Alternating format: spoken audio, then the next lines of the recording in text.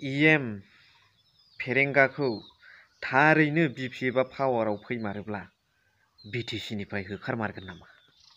बिथाङा जाबादि थांखिजों BPFखौ बखियो बेनि रेभेन्सखौ BPF पार्टिया लाफिनगोन नामा? आरो हाग्रामा महिलारि बिथां साराहाय क'क्राझार लकसभायाव खुनु दोलोआ फेक्टर खालामनो हाया BPFखौ होननानै बुंदों।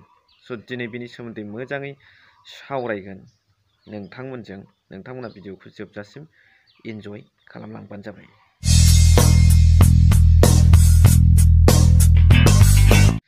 आच्छा, गुसुआबो खारनो रोङा माथो। EM रन्जित बसुमतारी फेरेंगाया थांनाय गावनि बे टार्म्सआव गोलाव समावहाय BPFखौ जाबादि रुजुयो, एम्फौ एनलाजों रुजुयो, जेबादि खोथा आरजाथारै राव बाहायनानै लिडारफोरखौ सोंखारियो, दिनै बिनि रेभेन्सखौ बदलाखौ BPFआ पावाराव फैयोबा लाफिनगोन नामा?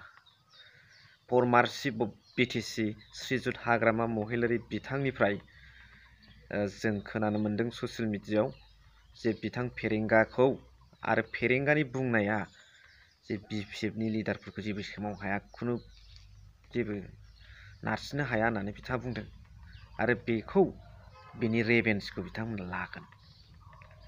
माने बियो BTCनिफ्राय आउट जानांगोन। दा बेखौ मिडियानि गेजेरजों रोखा खालामना होबाय।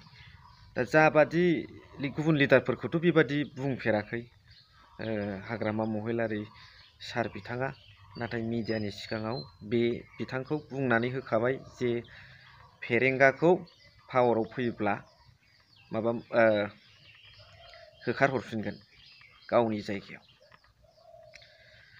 दा लिडारजों लिडार माखासे खोथाफोरखौ हमथालायनानै बुङोब्ला साबसिन जायो। खारन नोंथांमोन दैदेनगिरिफोरनि जा खामानि मावनाय बियो इयुन जोलैयाव गोहोम खोख्लैफैयो नालाय, बेखौ नुनानैसो इयुन जोलैया सोलोंलांनानै रोंगौथिखौ लायो नालाय। जाबादि बुङो EM फेरेंगा साराबो एकदमबारे हमथानानै थानो हायैफोरबादि, लागाम गैयैफोरबादि दैदेनगिरिफोरखौ। दा बेयावनो बिथांमोनाबो बुंनांगौ जानानै फैबाय। नायनायसै समा मा खोन्थायो, बेखौ जोङो पाब्लिकफ्रा नेनानै थानोसै। बेजों लोगोसे जे बिथां हाग्रामा महिलारियानो बुंदों दरं उदालगुरियावहाय खना मोनथाम कंग्रेस, BJP आरो BPF बे मोनथाम ट्रायंगोल स्टाइलाव गेलेगोन। बेवहाय BPFखौ रोखा फोरमायखादों। माने एसे जुद्धआ जागोन आरो बेनिफ्राय नैबे क'क्राझाराव फुरा 100% रोखा होननानै बिथांमोना फोसावबाय जे क'क्राझार बे लकसभा कनस्टिटुवेन्सियाव खुनु गुबुन दोलोआ फेक्टर खालामनो हाया, BPFआनो जै जागोन होनना बिथांमोना बुंबाय। दा फारसेथिं UPPLआबो बुंगासिनो दं BPF गैला। सम आरो बोथोरखौ नुनानै नोंथांमोना मा सान्दों कमेन्ट्सनि गेजेरजों फोरमायहरबानो जाबाय। आरो नेनानै थानोसै सोर देरहायो, सोरनिया फेक्टरसिन जायो।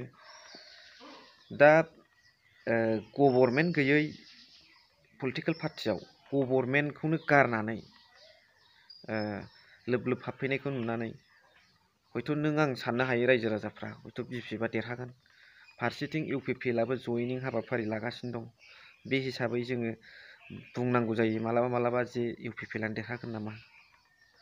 नाथाय जाबादि दमजोंहाय हाग्रामा महिलारि बिथाङा बुंदों जे क'क्राझार लकसभायाव BPFआनो जैखा होनदों, बेखौ नायनानै नोंथांमोना मा सानो कमेन्ट्सनि गेजेरजों फोरमायहरजाबानो जाबाय। स' फैबाय थानाय समाव नेनोसै मा जायो। बेनिफ्राय हाग्रामा महिलारि सारा मा मा खोथा बुंदों, सोरखौ रागा जोंदों, सोरखौ होखारनायनि खायदा आरो सोरनो टिकेटखौ होमारगोन, बेखौ नैबे भिडिअ क्लिप्सनि गेजेरजों नोंथांमोना नुनो मोनगोन। नायलांबानो जाबाय। बे फरेनार्सलै जाम्बा, बे फरेनार्सो, बे BTCनि मानसि नङा। बियो 2008 सनावसो फैनाय मानसि बियो फरेनार्सो। उनाव जेब्ला जोङो देरहासार जानानै सरकार दागोन अब्लासो थाल मोनगोन बियो।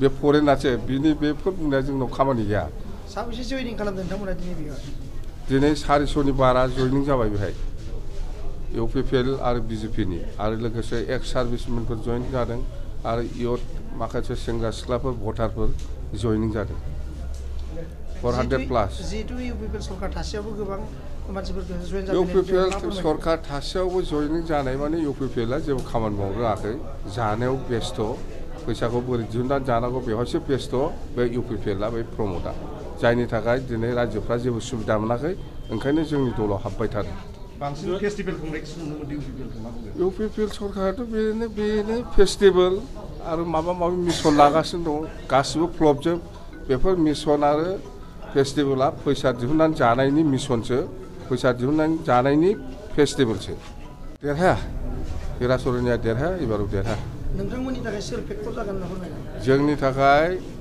बेवहाय क'क्राझारावथ' जोंजों फेक्टर चेलेन्ज खालामनो हानाय पार्टियानो गैया जेन इउपिपिएल थाबाय ओमफ्राय दरं उदालगुरि लक सभायाव तिनिखनिया फाइटिं जागोन बेयो जाहैबाय बिजेपि कंग्रेस आरो बिपिएफ बिनि गेजेराव बिपिएफआ 1 नाम्बाराव दङ दरं उदालगुरि लक सभायाव रिटिभिटेड नारायण बेसखौ उन्दै गथ'फोरनो होदों होननानै फोरमायदों उन्दै नङालै बेखौ उन्दै होना भट होबोबाय बे 35 बोसोरनि सेंग्रा बियो उन्दै नङा स' भिडिअखौ एसेखिनियावनो फोजोबबाय थेंक इउ भेरि माच फर वाचिं लाभ इउ अल